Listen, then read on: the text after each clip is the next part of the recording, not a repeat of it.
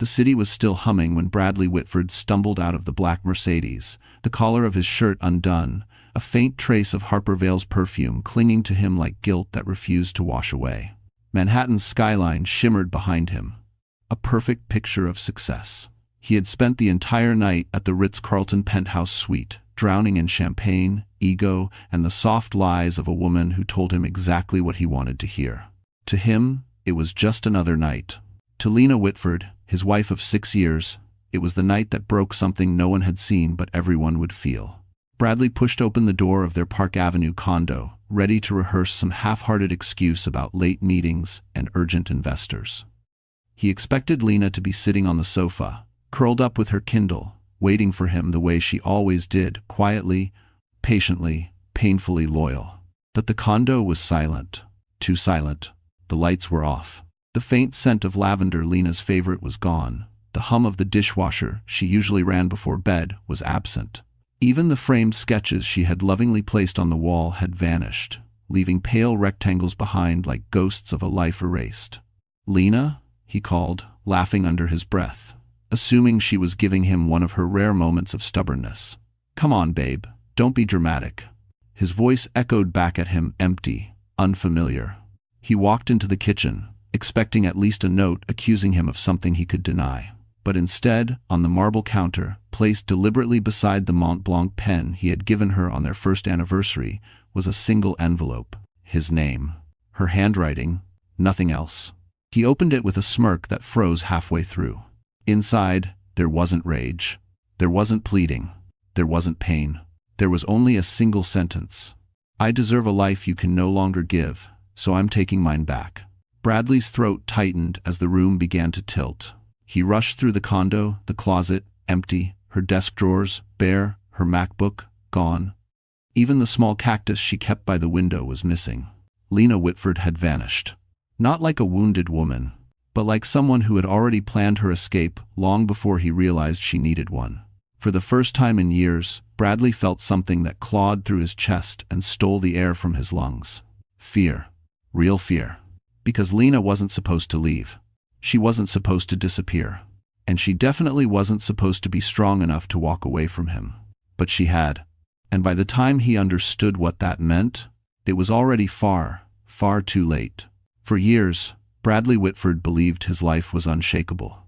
The luxury condo, the tailored suits, the Park Avenue office with a view of the Manhattan skyline, everything about him screamed control, power, permanence. And at the center of that illusion stood Lena Whitford, the quiet architect he'd molded into the perfect accessory. Someone who would never leave. Someone who didn't fight back. Someone he could always return to, no matter what lies he fed her. So when he stepped deeper into the empty condo that morning, his mind refused to accept what his eyes were seeing. Her sketchbooks gone. Her favorite mug with the tiny blue chip on the rim gone. Her winter coat, the one he always complained was too cheap-looking, gone. But the worst part wasn't the emptiness. It was how clean it all looked. How meticulously planned. This wasn't rage. This wasn't impulse. This was strategy. And Bradley had no idea Lena possessed strategy. He marched into the bedroom, yanking open the drawers. Empty. He checked the bathroom cabinets. Empty. Even the shelf where she kept her worn copy of Women Who Run with the Wolves had been wiped clean. She wouldn't, he muttered. She couldn't. But she did. A cold spike of panic stabbed through him. He pulled out his phone, dialing her number, straight to voicemail. He called again. Voicemail. Again. Voicemail. The illusion was cracking faster than he could glue it together. Then something twisted even deeper in his gut, the realization that he didn't just lose his wife. He lost his audience. Lena had been the quiet proof that he was the kind of man who deserved loyalty, who inspired trust, who built stability. Without her, what was he? A man who cheated, a man who lied, a man who couldn't keep the one person who ever truly believed in him. His breath grew uneven as he stumbled toward her desk, her temporary workspace wedged near the window. She always sat there late at night drafting designs, even after long days of being dismissed by him. On the desk lay only one thing he hadn't noticed earlier, a key. Her house key, left behind like a gravestone. Bradley stared at it, the truth sinking into him like water flooding a sinking ship. Lena wasn't coming back. And for the first time in his carefully curated life, he wasn't the one in control anymore. Long before the empty condo and the haunting silence, the cracks in Lena Whitford's marriage had been forming quietly, too quietly for anyone but her to notice. The world saw Bradley Whitford as a polished success story, the kind of man who shook hands on Wall Street and sealed deals with a Mont Blanc pen. But behind closed doors, the polished veneer was thinner than glass. It began subtly. The small dismissals. The quiet insults disguised as jokes.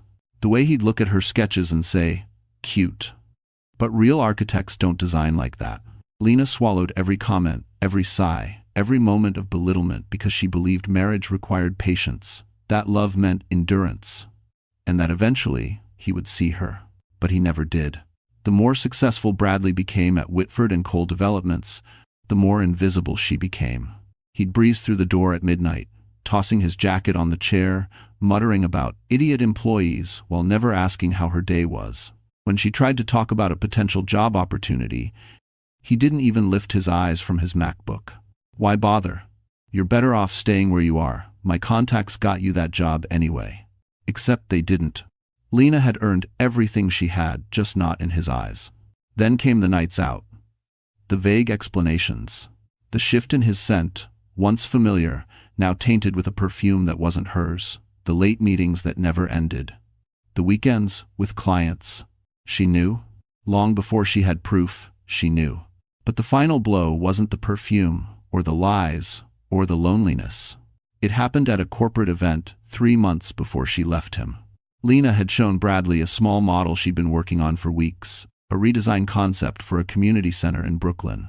Her eyes shone with hope as she waited for him to say something, anything, that acknowledged her talent.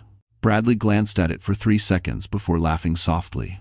"This, Lena, sweetheart, this is amateur work. You want to embarrass me by showing this to my partners?" His words were a knife, clean, precise, delivered without hesitation. That night, Lena cried quietly in the bathroom, muffling her sobs behind a towel because she didn't want him to hear her break. But something shifted inside her. A seed. A silent realization. She wasn't living. She was surviving. And survivors, eventually, stop being afraid. The rain had just begun when Lena Whitford stepped out of the taxi, clutching a single duffel bag, the only thing she managed to take before Bradley returned home. Brooklyn Heights was quieter than Manhattan, calmer, wrapped in a kind of stillness she hadn't felt in years. Yet her hands trembled as she approached the brownstone door, unsure if she was doing the right thing. It had been 3 years since she last spoke to Cole Maddox. They were never close.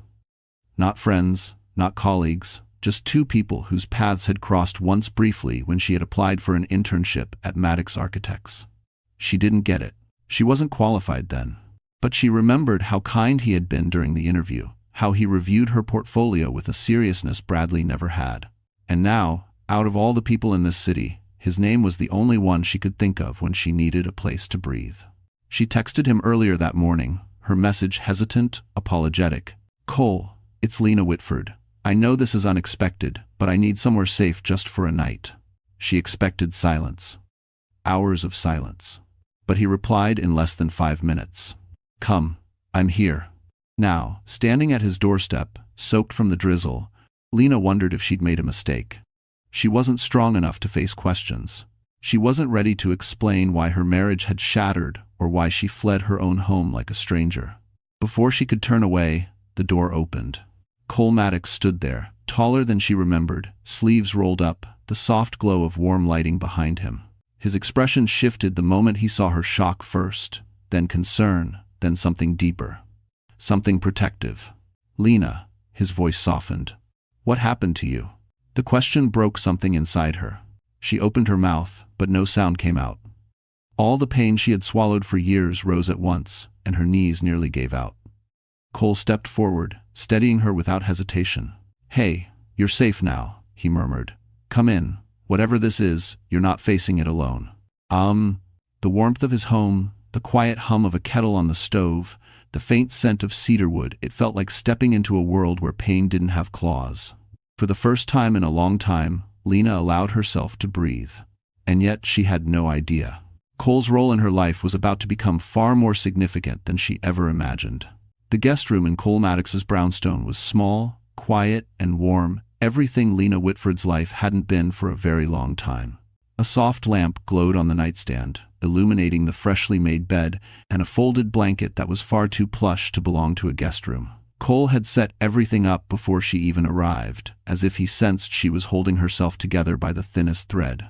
Lena stood in the doorway, her duffel bag slipping from her shoulder. "This is too much," she whispered. "I won't stay long." Cole leaned against the frame, arms crossed, voice steady. "You'll stay as long as you need. That's not up for negotiation." His certainty startled her. No one had ever defended her needs, not even herself. For years, Bradley controlled every detail of her life, the budget, the schedules, even her friendships. She had forgotten what it felt like to make a choice without fear of someone's reaction. Now, in this quiet room, the air felt different. Safer. Still, her thoughts spiraled. What if Bradley tracked her? What if he used the company's security team to find her? What if this caused trouble for Cole? As if sensing her panic, Cole spoke gently. "Lena, you're not doing anything wrong. Leaving him wasn't wrong. Wanting peace isn't wrong." Peace. A word she hadn't tasted in years. She sat on the edge of the bed, fingers twisting the blanket. "I don't know who I am without him," she admitted. "I know that sounds pathetic." "It sounds human," Cole replied. "And it also sounds like someone who's about to rebuild everything she lost." His confidence in her felt foreign, uncomfortable, comforting, all at once. He nodded toward the desk in the corner of the room, where he had placed a small stack of sketch paper and pencils, tools she hadn't touched since Bradley mocked her last design. "I remember your portfolio," Cole said quietly. "You had vision. Someone just convinced you it wasn't worth anything." Lena's throat tightened. No one, not a friend, not a colleague, not even Bradley, had ever spoken about her work with such certainty. "You should rest," Cole added. "Tomorrow will be heavy." She didn't know what tomorrow meant, freedom or fallout, but for the first time, she wasn't facing it alone. She lay back, staring at the ceiling as rain tapped against the window. She wasn't safe yet. She wasn't healed yet. She wasn't strong yet, but she was somewhere Bradley couldn't reach. And that alone was enough to ignite the first spark of something she thought she'd lost forever. Hope. Bradley Whitford stood in the middle of the empty condo, pulse hammering as the early morning light crept across the hardwood floor. The silence wasn't peaceful, it was mocking, suffocating, loud in a way that made his ears ring. He dialed Lena's number again. Straight to voicemail. His jaw clenched. She wasn't supposed to leave. She wasn't capable of leaving. That was the story he'd told himself for years. But now her absence was a gaping hole he didn't know how to fill or hide. He stormed into his office, grabbing his laptop and logging into the home security app. The password failed. He tried again. Failed. Again. Failed. Password changed. By her. A bitter laugh escaped him. Cute, Lena. Real cute. But the knot in his stomach tightened. Bradley wasn't worried about her safety. He was worried about something far more dangerous, how this would look. At Whitford and Cole Developments, image was everything. He had spent years constructing the persona of a stable, devoted family man to balance out his ruthless corporate reputation. A disappearing wife? That wasn't part of the brand. And if Harper Vale found out, she already pushed him to ditch the dead weight. She'd smell weakness instantly. He scrolled through his contacts, calling one of his assistants. "Evan, I need you to check something." "Has Lena used the emergency credit card?" "No activity, sir," Evan replied. "Actually, she removed herself from the shared account this morning." Removed herself. Bradley lowered the phone slowly, the words sinking in like stones. Lena had never made a financial decision without asking him first. Never. And now she was cutting ties piece by piece, cleanly, intelligently. Something she'd never done before. Unless she'd been planning this longer than he realized. A sharp, unfamiliar panic clawed at him. He opened his email, searching for anything, any clue, any mistake, any sign of where she'd go. Instead, he found something else. A message from HR. "Regarding the internal complaint filed against you, please confirm receipt." He froze. Complaint? Filed by who? Not Lena. She wouldn't. But someone knew something. Someone inside the company had taken action. His throat constricted as he clicked the attachment, heart pounding. Just before it opened, his phone buzzed. A text from an unknown number. You should worry less about where she went, and more about what she knows. Bradley felt the blood drain from his face. Someone else was involved. Someone who wanted him afraid.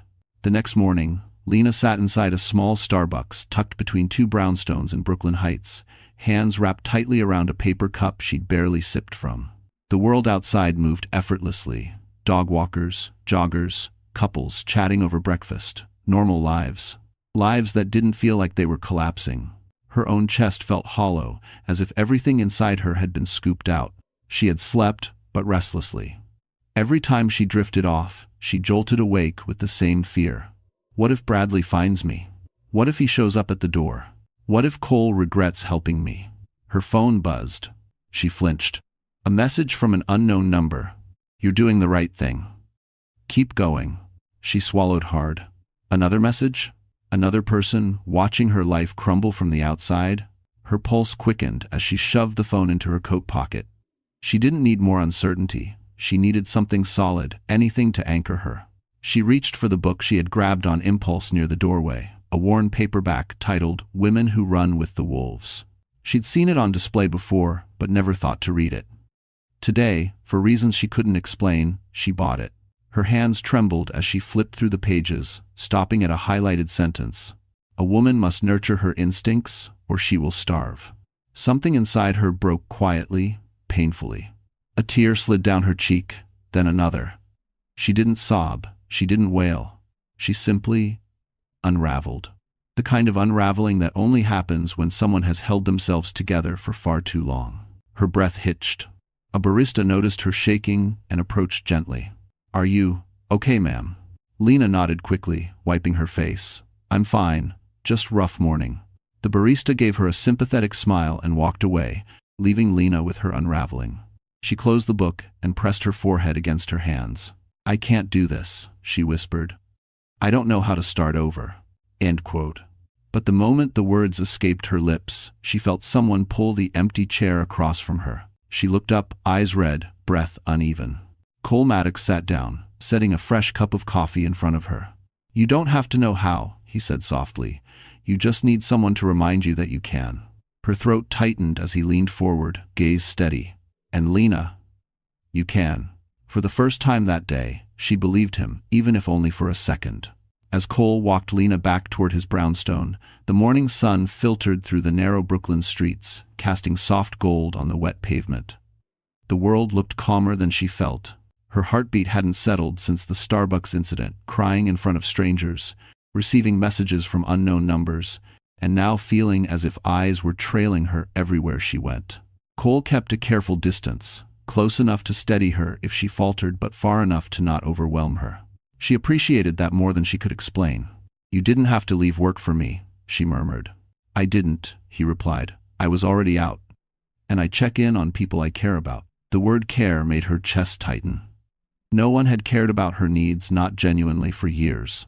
When they reached the brownstone, Cole unlocked the door while Lena wiped her palms on her jeans, trying to calm the unease creeping up her spine. Something felt wrong, like a presence she couldn't see but could sense hovering nearby. They stepped inside. Cole walked toward the kitchen.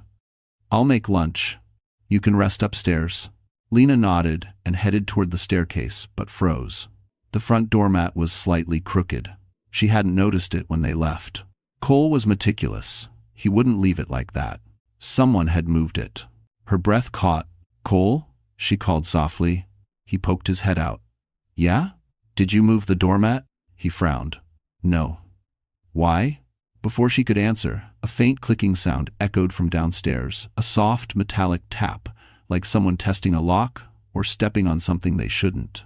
Cole's expression shifted instantly. Get behind me, he said quietly. He moved with controlled precision, checking the hallway, then the living room. Lena stayed in the entryway, pulse racing. Then Cole stepped back into sight, jaw tight. Someone was here. Her stomach dropped. Bradley? I don't know. But someone unlocked the downstairs maintenance entrance. It wasn't forced. His voice lowered. Which means they had access. Lena's throat tightened.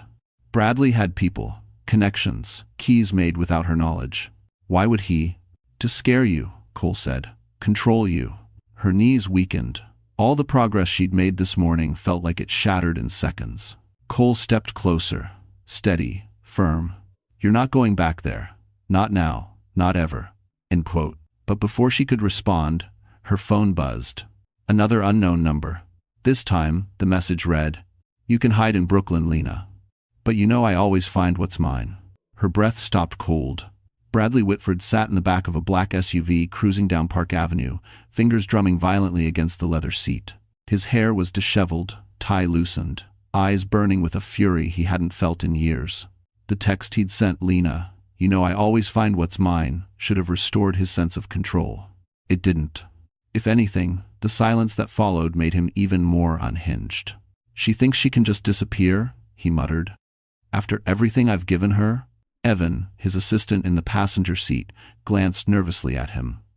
"Sir, tracking her isn't exactly legal. The board will thank me when this embarrassment is handled," Bradley snapped. "Find out who she's with." Someone helped her leave. He wasn't wrong.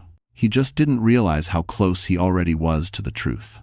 Meanwhile, in Brooklyn, Lena sat on the edge of Cole's couch, gripping the phone so tightly her knuckles whitened. The message replayed in her mind on a loop, each word digging deeper into her skin. Mine.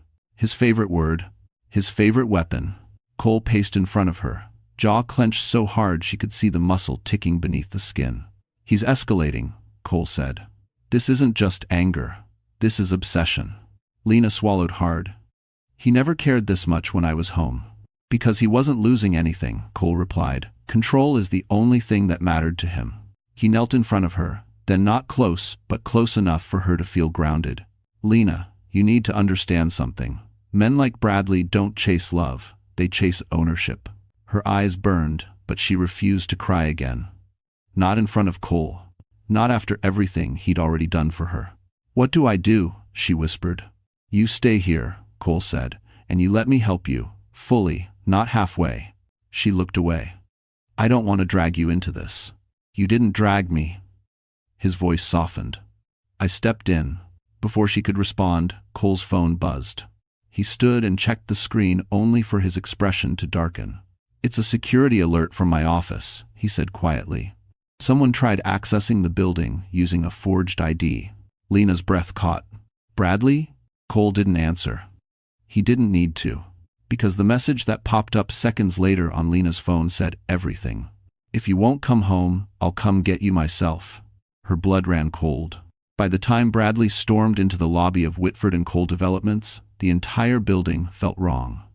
People weren't greeting him. Conversations hushed when he passed. Eyes darted away. Bradley was used to admiration, fear, respect, never avoidance. He jabbed the elevator button. "What the hell is going on today?" Evan hurried after him, sweating. "Sir, there's an issue." "There's always an issue," Bradley snapped. "Spit it out."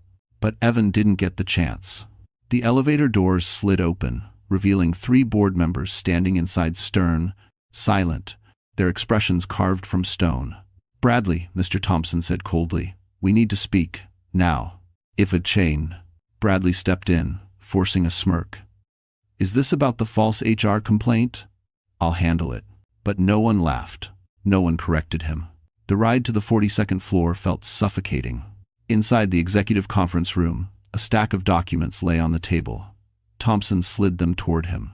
"We received an anonymous packet," he said. "It contains financial irregularities, signed under your authority." Bradley stiffened.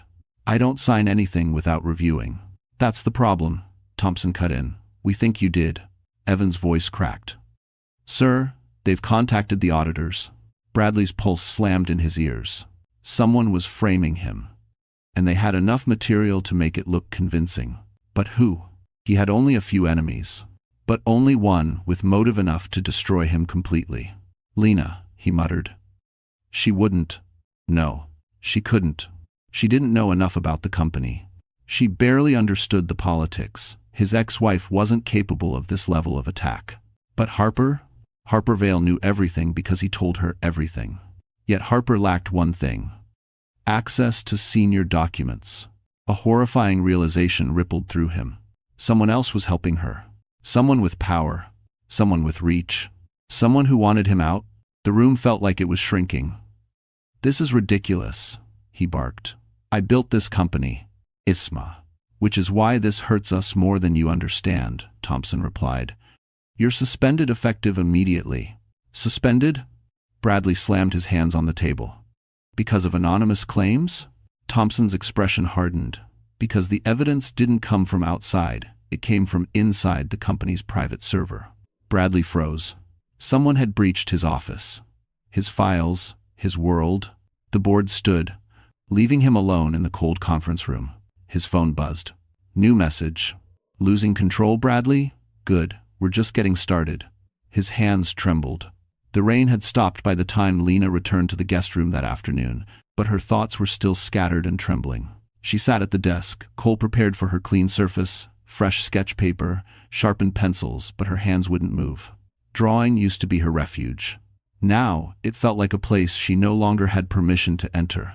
She stared at the blank page, trying to steady her breath, when Cole knocked softly on the door.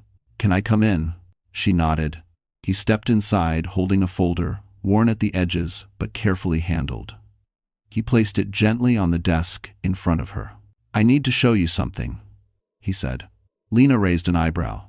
"What is it?" Cole hesitated, not out of uncertainty, but out of respect. Then he opened the folder. Inside were printed sketches. Her sketches. Specifically, the community center model she'd poured her soul into 3 months earlier. The one Bradley laughed at, the one he called embarrassing, the one she buried because his voice was louder than her own. She blinked. How do you have this?" "You applied for an apprenticeship here 5 years ago," he said quietly. "I had your portfolio on file. I kept it because it stood out." Her heartbeat stumbled. "Stood out?" "Cole, that model wasn't even finished." "That's not what I saw." His voice softened. "I saw a mind that thinks differently. A designer who leads with empathy, not ego. And someone who deserved much more than the life she was trapped in." Her eyes burned. She looked down at the sketches paper she once considered not good enough, now preserved by a man who saw value in it before she ever did. Cole continued, "We're starting a new project. A real one. One that needs exactly this kind of vision." He tapped the drawing. "I want you on the team. And off to have." Lena shook her head immediately. "I can't. I'm a mess. Bradley could show up any minute. I don't have experience. I don't even have a job." "You have talent," Cole said, "and a chance. Let me give you both." She swallowed, throat tight. Why help me this much?" Cole met her eyes, steady, grounded, sincere. "Because someone once helped me when my world was falling apart. And because Lena," he drew a breath, "you deserve to be seen." They sove. Before she could answer, Cole's phone buzzed loudly. He checked the screen, then cursed under his breath. "It's your husband," he said. "He's already in Brooklyn." Lena's blood ran cold. By the time Cole pulled Lena away from the desk, the late afternoon light had dimmed to a cool gray. The brownstone felt smaller, tighter, as if the walls sensed the tension closing in on them. Lena followed Cole down the stairs, her breath thin and uneven. "Are you sure it's him?" she whispered. Cole nodded grimly. A security alert flagged his vehicle in the neighborhood. He's circling the block. Fear crawled up her spine. Bradley knew Brooklyn Heights well too well. He'd once insisted they consider buying a townhouse here, though Lena now understood the real reason. He liked knowing every corner of her world. Cole stopped near the front window, careful to stay hidden behind the curtain. He peered out, jaw tightening. He's on the corner. Black coat, phone in hand. He's waiting. And Fortman? Waiting. Not searching. Not calling. Waiting because he expected her panic to lead her straight back to him. Lena's stomach twisted. "He's trying to smoke me out." Cole turned to her, expression protective. "You're not going anywhere near him." She wrapped her arms around herself. "He looks calm. That's worse than angry." Cole didn't disagree. Bradley's anger was predictable. Bradley's calm was lethal. Lena stepped back from the window, unable to look any longer. Memories flashed in harsh fragments, the raised voice behind closed doors, the quiet disapproval at dinner parties, the humiliation that always came wrapped in soft tones. She whispered, "He's not here because he loves me. He's here because he thinks he lost his property." Cole's gaze softened, but his voice stayed firm.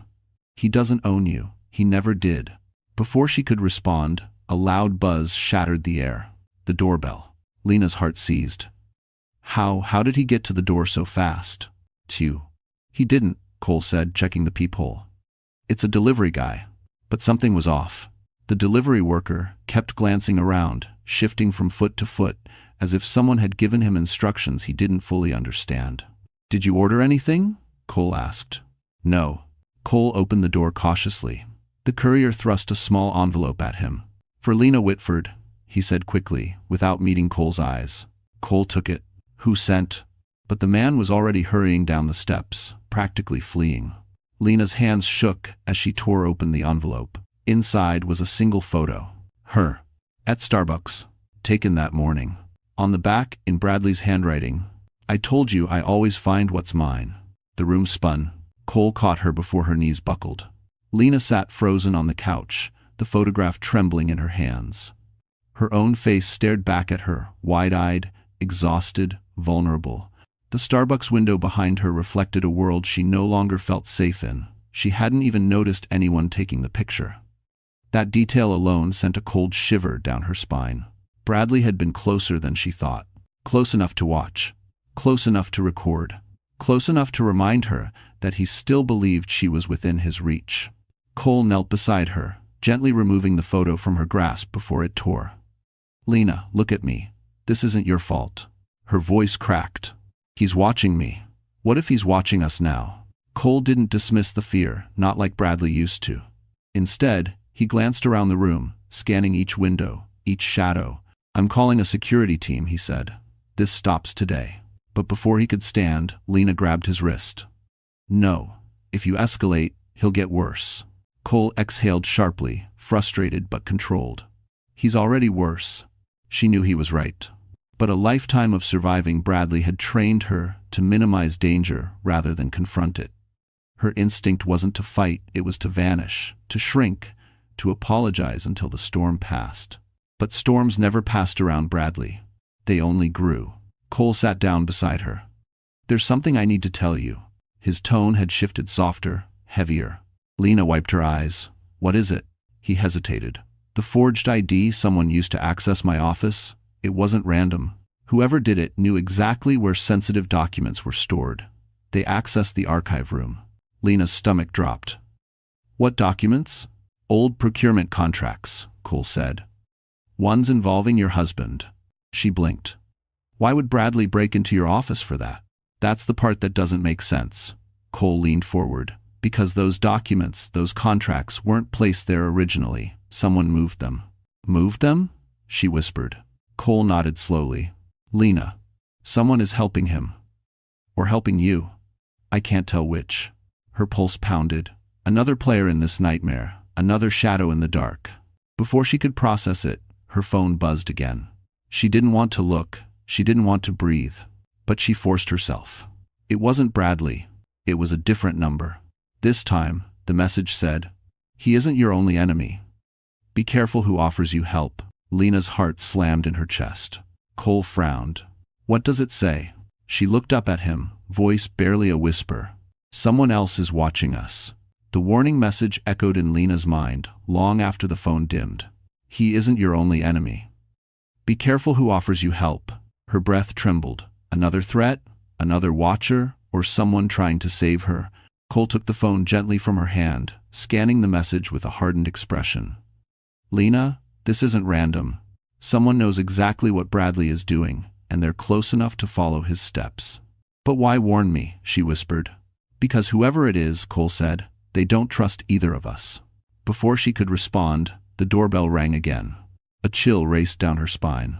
Not Bradley, not this soon. But Cole moved toward the door with caution, checking the peephole before unlocking it. It's a woman, he murmured. Alone. He opened the door, just a crack.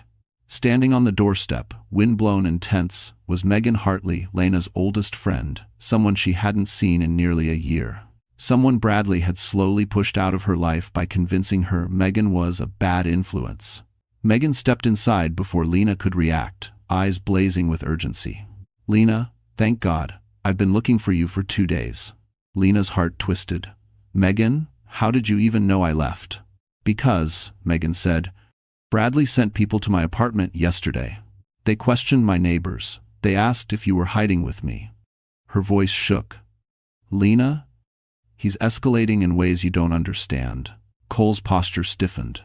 Why didn't you go to the police? I did, Megan snapped. But men like Bradley know how to bend the story. He told them he was concerned about his mentally unstable wife. Lena felt the air leave her lungs. He said that? Over and over, Megan said. He's setting the narrative in case anything happens to you. Does know. Cole exchanged a grim look with Lena. Bradley was building a defense before committing an offense. Megan stepped closer, lowering her voice. Lena, there's something else, something you need to know. Her hands trembled as she slipped a USB drive from her coat pocket. This is from someone inside Bradley's company. They didn't give a name, just said you needed it before Bradley destroyed it. She pressed it into Lena's palm. They said it proves he's been hiding things for years. And 73. Cole's eyes narrowed. Who gave you this? Megan swallowed. I don't know. But they were terrified. They said helping you could get them fired, or worse. Lena stared at the USB, pulse racing. A second ally? A second enemy? Or both? Before she could speak, Cole's phone vibrated. He looked at the screen, then at Lena. It's Bradley. Lena froze. Cole stared at the screen for a long, tense second before turning it toward Lena. Bradley Whitford, incoming call. The name alone made her pulse spike. Her throat tightened, breath thinning. For years she had answered every call out of duty, out of fear, out of the hope that he might someday soften. But now, standing in Cole's living room with Megan nearby and a USB drive burning a hole in her palm, something inside her shifted. She didn't reach for the phone. Cole answered it instead. Bradley, he said, voice calm but edged. This isn't a good time. One ovation, he said, brazzed. On the other side, Bradley's voice came sharp, cold, and steady, his dangerous tone. Put my wife on the phone. Now. Cole didn't flinch. She's not your property. There was a long pause, then a dark, humorless laugh. Cole Maddox, Bradley said slowly, you really think you understand what's happening here? I understand you've crossed the line, Cole replied. No, Bradley snapped. She crossed it when she walked out on me. You have no idea what she's capable of. End quote. Lena felt her stomach twist. Bradley had always weaponized her silence, used it as evidence she was weak. Hearing him twist reality again made her fists clench. Cole kept his voice steady. What I know is this, she's safe. And she's not coming back. Silence. A dangerous silence. Then Bradley spoke again, lower than before. She will come back. One way or another. I'm giving her a chance to make this easy. Lena felt her knees weaken. That wasn't a threat. That was a promise of escalation. Megan stepped closer, whispering, hang up, don't give him space. But before Cole could end the call, Bradley added, you think you're protecting her? You're not. She's ruined more than you know, and when everything collapses, she'll have no one left to hide behind. Cole's jaw tightened. We're done here. He ended the call. Lena stood still, trembling not from fear, but from something sharper, hotter. Anger. Bradley had humiliated her privately for years, but now he wanted to destroy her publicly. He wanted to drag her down before she had the chance to rebuild. She lifted her chin, breath shaking. I'm not running anymore. Cole and Megan exchanged a look, surprised, relieved, worried, but Lena didn't waver. He wants a fight? She whispered. Then, for the first time in my life, I won't back down. But then Megan added quietly, Lena, you haven't even seen what's on that USB. Lena froze. The living room felt heavier than the gray sky pressing against the windows. Lena sat beside Cole and Megan at the dining table, the small black USB drive lying between them like an unexploded grenade. No one touched it at first. No one wanted to be the one to ignite whatever truths were waiting. Finally, Cole exhaled and slid his laptop toward Lena. You should be the one to open it. Her fingers hovered above the keyboard. This tiny device could contain anything, evidence, lies, traps, but doing nothing had never saved her before. She inserted the USB. A single folder appeared. Whitford Confidential. Do not distribute. Megan muttered, okay, that's subtle. Lena clicked the folder. Inside were dozens of scanned documents, emails, financial records, files stamped with Bradley's signature. Cole leaned over her shoulder, eyes narrowing as he recognized several of the contracts. "These are procurement deals from my firm," he said. "Years old. How did someone inside his company get these?" Lena scrolled, confusion tightening her throat. "What did they show?" Cole's expression darkened. "That your husband forged my firm's approval on multiple projects. He used Maddox Architects as a cover to inflate invoices and pocket the difference." Lena felt the blood drain from her face. "He stole from you?" "He stole from the city," Cole corrected. "These contracts were for public development." "Thanks for watching." The weight of the revelation settled like ice in her bones. Bradley hadn't just hurt her. He had committed crimes, serious ones. Megan tapped one of the files. "Look at the dates. These aren't random. Whoever gave you this, they picked the ones that hit hardest." Cole nodded slowly. "And they chose you to expose them. This wasn't meant for the police. It was meant to destroy him from the inside out." Lena stared at the screen as a new, terrifying thought surfaced. "Whoever sent this knows Bradley's weaknesses," she whispered. "Knows his secrets. Knows I'd be the one person capable of bringing him down." Cole met her gaze. "This is leverage, Lena.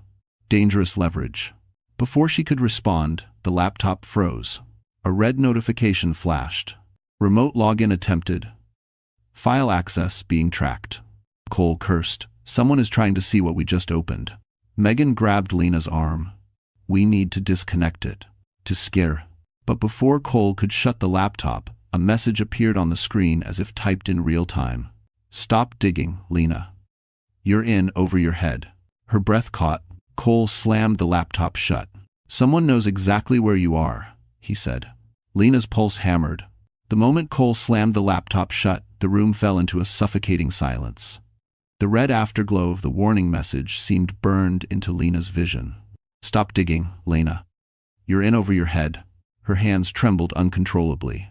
"Someone is tracking us. Someone who had access to those files." Megan paced the living room, running a hand through her hair. "This isn't Bradley. He's too arrogant to hide behind anonymous messages." Cole nodded. "Agreed.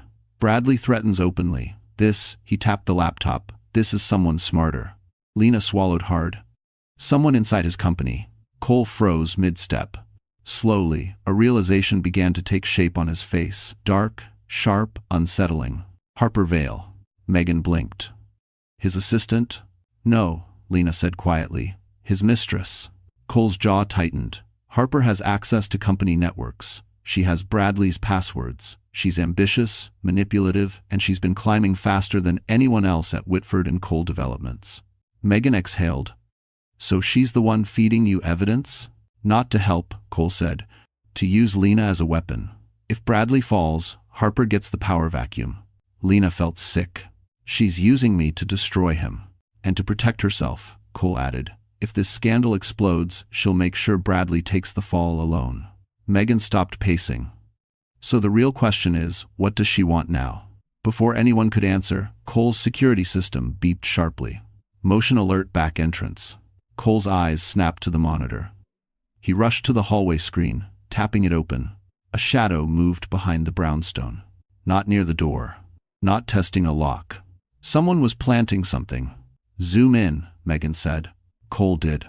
And there he was, Bradley Whitford, kneeling near the back corner of the house, slipping a small metallic device beneath the siding. Lena's blood turned to ice. "What is that?" she whispered. Cole's face hardened. "A tracker. He's trying to mark the house." Megan cursed under her breath. "He's completely unhinged." But Cole wasn't looking at the tracker anymore. His attention locked on Bradley's movements as he stood up, pulled out his phone, and typed something with eerie calm. Seconds later, Lena's phone buzzed. A new message. "Last chance. Come out, or I come in." Cole grabbed his keys. "We're leaving. Now." Lena's breath shook, but something inside her steadied. She wasn't running from Bradley anymore. She was running toward the truth. Cole drove fast but controlled, weaving through Brooklyn streets as the evening light dimmed into a deep amber. Lena sat in the passenger seat, gripping her seatbelt with white knuckles, while Megan kept glancing behind them, ensuring no one followed. "What if Bradley put a tracker on my phone?" Lena whispered. "He didn't," Cole said. "I checked earlier. Whatever he planted at the house was his only method. We left before it activated. If he wanted, doesn't." But Lena couldn't shake the feeling that someone else, someone quieter, more calculating, was tracking them in ways Bradley never could. They reached Cole's office building, where security cameras covered every inch of the perimeter. Cole parked in the underground lot, ushering them quickly inside. The elevator doors closed, and only then did Lena feel her lungs expand again. When they stepped into Cole's private office, the city lights glimmered across the skyline. It should have felt safe. It didn't. Lena placed the USB on the table between them. "There's something we're missing. Those files weren't meant to protect me. They were meant to weaponize me." Megan nodded. "Harper isn't smart enough to orchestrate all of this alone." Cole paced slowly, deep in thought. "No. Someone else is pulling the strings. Someone with access to both Bradley's world and mine." Lena frowned. "Wait, you think Harper has a partner?" Cole didn't answer. Instead, he typed a command into his computer, pulling up a log of recent access attempts on his office servers. "There," he said, pointing. "The breach originated from a secure IP address inside the company. Not Harper's. Someone higher." Megan leaned over his shoulder. "Who has that kind of clearance?" Cole's jaw tightened. "Only senior executives." Lena felt a rush of dread. "Someone close to Bradley?" "Close enough to betray him," Cole said. "And close enough to know how dangerous he is." Before they could analyze further, Cole clicked open one last file, a hidden message embedded inside the USB. A single line appeared. "If she exposes him, we all go down. Protect the asset." Lena's voice wavered. "Asset? Me?" Megan's face went pale. "Someone inside his company needs you alive because you're their shield." Then Cole froze, eyes locked on the metadata of the message. Not Harper, not an assistant, not a tech. A name appeared. A name none of them expected. Cole whispered, "Oh my God, it's from his partner, the co-owner." Lena's heart slammed. "You mean Whitford and Cole?" Cole nodded slowly. "Yes, Cole, but not me." Cole's face drained of color as he stared at the name glowing on the screen. Not Harper. Not a junior executive. Not a tech specialist hiding behind anonymity. The signature embedded in the metadata belonged to Nathan Cole. Lena blinked. "Wait, Cole, isn't that—" "My brother," Cole said quietly. "My older brother." Megan gasped. Lena's breath caught. Nathan Cole, the silent partner, the investor behind half the firm's early projects, the man who never appeared in photographs and rarely attended board meetings. A ghost in expensive suits. A name whispered more than spoken. "He's been funding Whitford and Cole developments for years," Cole continued. "I knew he invested, but not that he was tied to Bradley at this level." In 14. Lena swallowed hard. "So he's the one helping Harper?" "No," Cole corrected. "He's the one Harper answers to." A chill rippled through the room. Cole clicked deeper into the hidden directory. Documents unfolded, emails between Nathan and Harper, encrypted messages discussing leverage, vulnerability, exposure. Megan leaned forward. This wasn't about helping Lena escape. This was about weakening Bradley. "And using Lena," Cole added grimly, "as the pressure point. If I do now." Lena stared at the screen, voice barely audible. "But why me?" Cole exhaled slowly. "Because you're the only person Bradley underestimates, the only one he wouldn't expect to hold evidence capable of destroying him." Megan shook her head. "But Nathan? What does he gain?" Cole hesitated. "Control. Full control of the development empire. If Bradley falls, Nathan becomes the sole power behind the company." Lena felt nauseous. "So I'm a pawn." "You were," Cole said firmly. "Until now." "I'm a thing." Before Lena could respond, Cole's desk phone rang. The room tensed. He answered. "This is Cole." A calm, collected voice filled the speaker, velvet smooth, unnervingly polite. "Little brother," the voice said, "I hear you found my gift." Cole stiffened. "Nathan." Lena felt ice crawl beneath her skin. Nathan continued, tone disturbingly gentle. "Don't misunderstand. I never intended harm to come to Lena. She's simply efficient. Leverage." Cole clenched his jaw. "Leave her out of your games." "That would require Bradley to behave," Nathan replied. "And given his current emotional volatility, I doubt he's capable." Lena stepped closer to the phone. "What do you want from me?" A small pause then. "To make a choice. I can end Bradley's reach tonight, wipe him from the board, but I need something from you in return." Cole's eyes widened. "Lena, don't." Nathan's voice darkened. "Your silence, permanently. Walk away from exposing the contracts, and Bradley disappears from your life forever." Lena felt her world tilt. Lena stood in Cole's office, staring at the speakerphone as Nathan Cole's offer settled over her like thick smoke. "Stay silent, and Bradley disappears. Expose him, and you ignite a war with consequences none of them could predict." For a moment, the room felt unbearably small. Megan held her breath. Cole shook his head fiercely at her, begging her not to accept. But Lena had spent years with her voice buried under Bradley's control. She wasn't going back to silence, not for Nathan, not for Bradley, not for anyone. She leaned toward the phone. "Thank you for the offer," she said softly, steadying her breath. "But I'm done being used." Nathan's exhale crackled through the speaker. "You're choosing chaos." "No," Lena replied. "I'm choosing truth." And she ended the call. Cole stared at her, half terrified, half in awe. "This decision, it changes everything." "I know," Lena whispered. "That's why I made it." The gala, 1 week later, the ballroom at the Plaza Hotel shimmered with gold light, glittering gowns, and polished marble. Whitford and Cole Developments was holding its annual charity gala, though the tension in the air buzzed hotter than the chandeliers. Whispers spread through the room like wildfire. "Isn't that Lena Whitford? I heard she left him. Two-maker. Why is she here with Cole Maddox?" Lena walked in beside Cole, confidence steady for the first time in years. Her simple black gown flowed behind her like a quiet declaration. She was no longer the woman Bradley controlled. At the front of the room, Bradley stood pale and stiff, flanked by lawyers. Auditors surrounded the board. Cameras were everywhere. And then the announcement came. Due to ongoing investigations into financial misconduct, Bradley Whitford has been removed from his position, effective immediately. A collective gasp rippled. Bradley's world shattered in public exactly the way he once shattered hers in private. His eyes found Lena across the room, rage twisting his face. "You did this," he spat, lunging forward. Security held him back. Lena stepped closer, not afraid anymore. "No, Bradley," she said softly. "Your actions did this." The room erupted in murmurs, cameras flashing. Cole placed a protective hand on her back, grounding her. Megan stood nearby, proud and steady. For the first time in her life, Lena felt the weight lift like stepping into clear air after years underwater. Justice wasn't loud. Justice wasn't cruel. Justice was simply balanced. Later that night, on the terrace overlooking Manhattan's skyline, Cole turned to her. "You changed everything," he said. She smiled, tears soft and warm. "No, I just stopped letting everything change me." Cole hesitated, then offered his hand not as a savior but as an equal. "Lena, would you let me be part of your new beginning?" She took his hand. "Yes." And just like that, our story comes to a close. If you're still here with us right now, my friend, then something in Lena's journey must have touched your heart in its own quiet way. Maybe it reminded you of your own strength. Maybe it whispered a truth you needed to hear.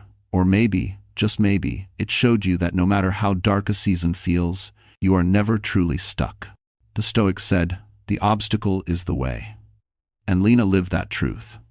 She didn't escape her pain, she transformed through it. Marcus Aurelius reminds us, "You have power over your mind, not outside events." Healing begins the moment we claim that power back. When Lena chose courage instead of fear, truth instead of silence, she stepped into a life that finally belonged to her. And maybe that's your reminder tonight. You are allowed to start again. You are allowed to choose yourself. You are allowed to walk away from what tries to break you. If this story reached you, if it made you feel seen, or stronger, or simply less alone, go ahead and like this video. Share it with someone who might need it, and subscribe so you don't miss the next journey we walk together. We're here with you, always. This story is a work of fiction created solely for entertainment and emotional reflection. All characters, events, and situations are fictional and not based on real individuals or real-world incidents. Any resemblance to actual people or events is purely coincidental. The narrative is designed to explore themes of resilience, personal growth, and emotional healing, and should not be interpreted as factual reporting or real-life testimony. Our intention is to inspire viewers through storytelling, not to present real allegations or depict actual misconduct. Please remember that the lessons shared here are symbolic, meant to encourage strength and self-worth in a general sense. Thank you for watching and supporting this channel. Your understanding helps us continue creating meaningful fictional stories that resonate with audiences around the world.